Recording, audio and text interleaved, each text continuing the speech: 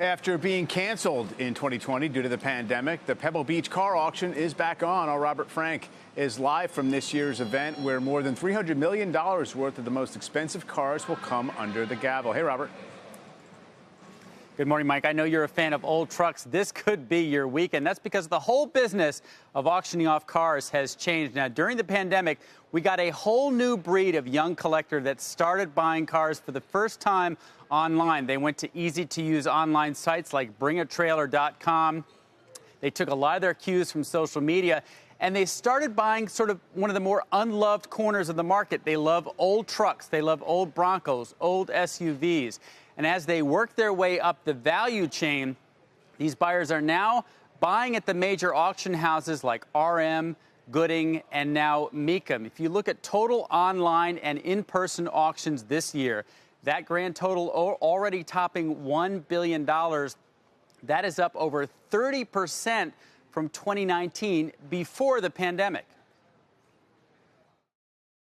We went from typically about 50 internet bidders at an auction to sometimes 2,000 internet bidders at an auction. But more importantly, those 2,000 people were not the people that normally had come to sit in the seats as we expected. 80% of them were brand new customers to Mecum Auctions.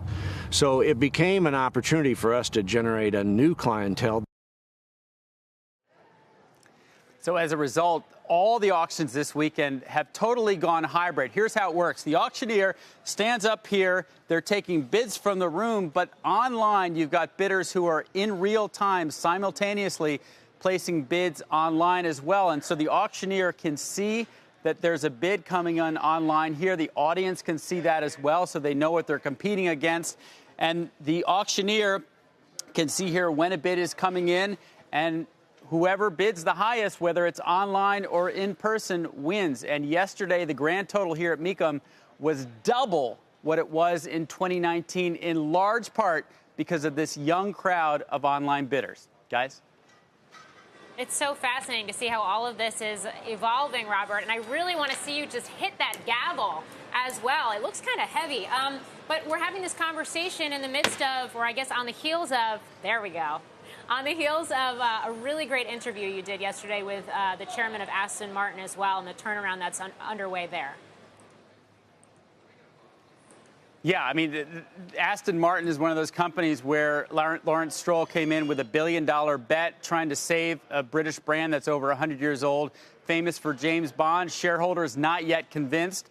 But there's a lot of competition, and right now, at the high end at least, not just the shortage of cars, but the extravagance of wealth we're seeing around the world is helping all these brands. So far, that turnaround is working. We're going to have to see over the long term, given the competition at the high end, whether Aston Martin can truly make it.